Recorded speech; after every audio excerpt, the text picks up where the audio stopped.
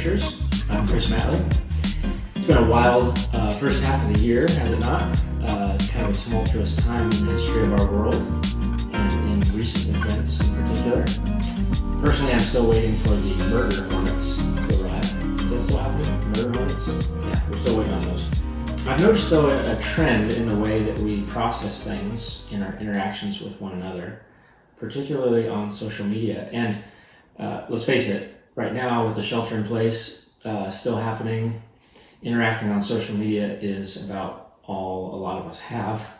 I have a job that's considered necessary, and so I still interact with some people on a daily basis, but a lot of my friends and family, and particularly in our Hope Church extended family, I don't see you guys and we don't see each other's faces, but I do see us interacting with each other and with others on social media. And for better or for worse, that's kind of what we have right now. And I want to talk about the way we do that, because the way we communicate our thoughts and our feelings is really important.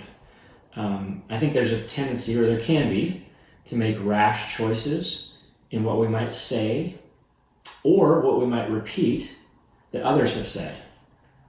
I'm talking about, for example, those pithy little sayings that get reposted.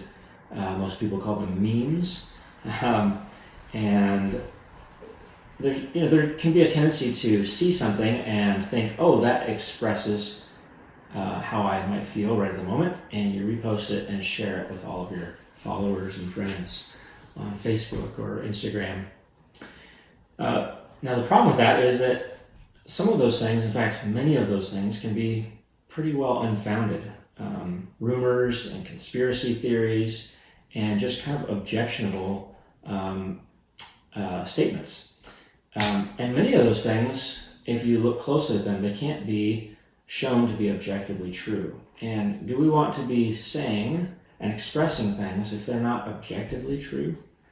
Also, there's a lot of little videos kind of getting posted right now.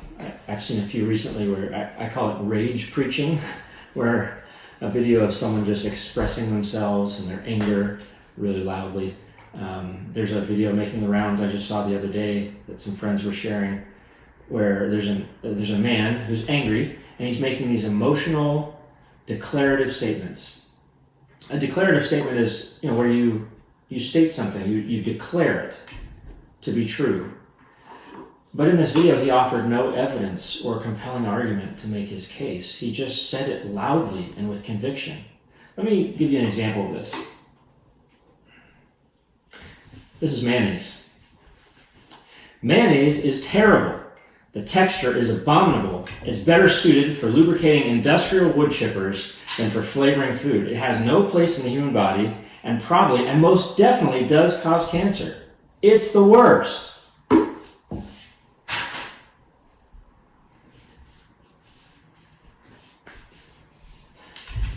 That was a declarative statement. You'll notice in my declarative statement that I gave no offer of proof of anything that I said. No argument, no case to be made. I just said it strongly and asked you to believe it. That's what a lot of these little videos that get posted and these memes do, is they just say things strongly. And you know what? It's okay to feel strongly about things. There's been things that have happened in the last few weeks that I've felt strongly about, certainly. But when we feel strongly about something, I think it's a good practice to take a step back and not only allow ourselves to feel something, but then to consider, to ponder what we think about that. So not only feel it, but think about how we feel about it. And then think about what we think about it, maybe before we speak about it. Danny gave he posted a great video about this a couple weeks ago, in which he gave us 3 criteria to think about when we're deciding whether or not to post something on our social media. He said to ask ourselves, does it need to be said? Does it need to be said by me?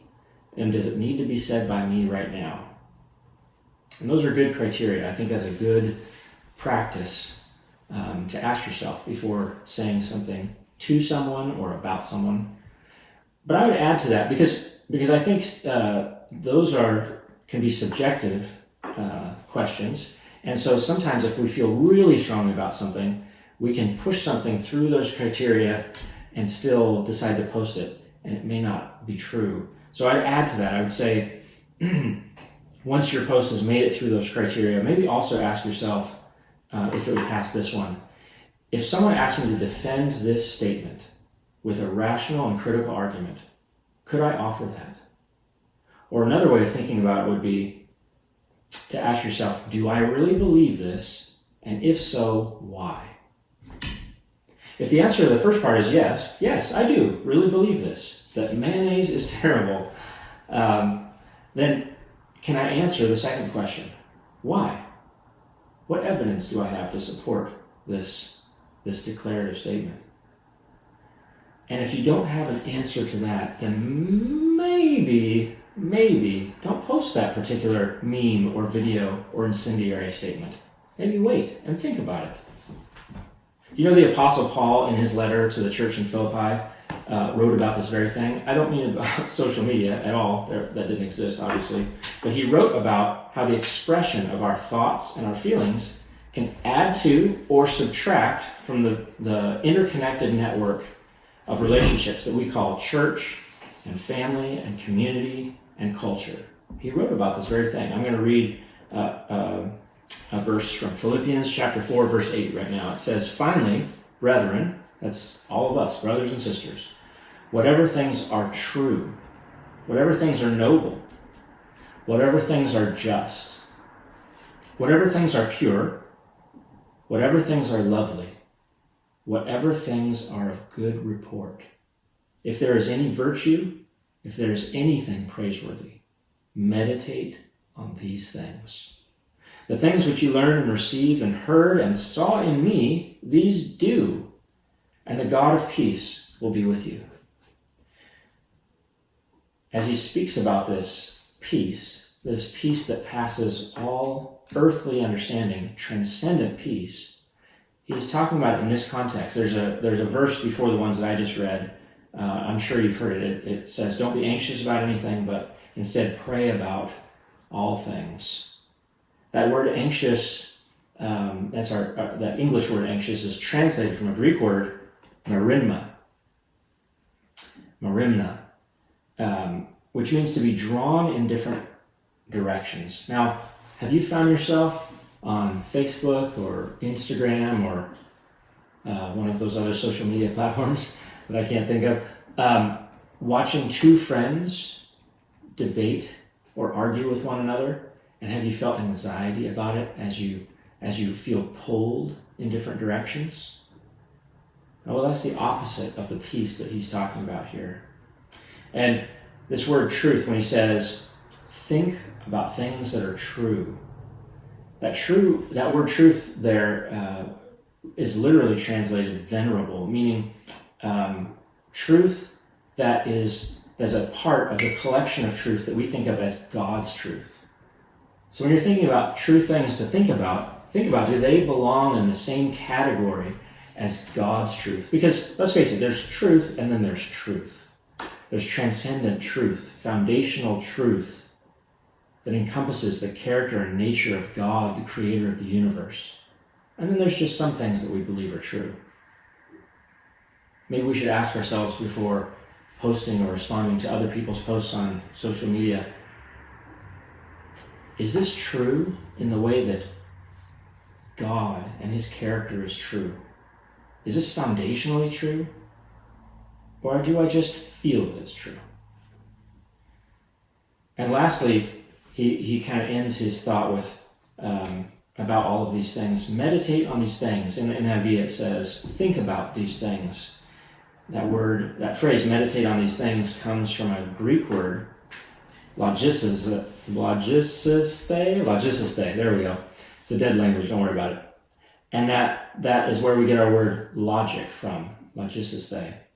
And it means to reckon, to contend with, to consider, to ponder.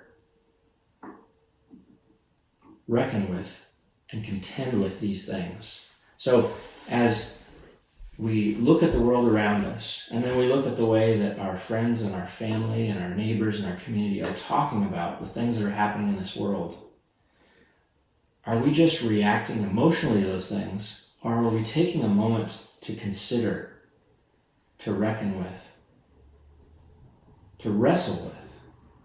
Real truth needs to be wrestled with. It's hard to uncover truth, and it should be hard, because it's worth working for. It's easier just to express feelings, like a shotgun blast, and then move on. But what Paul is asking us to do is to stop and think about and consider. And that's what I would ask of us as well. The next time you jump on Facebook and you want to post about something that happened today and how it made you feel, maybe take a moment, slow down, stop, think about it, consider, and then express what you think. Thanks for joining me. Love you guys. We'll see you next time.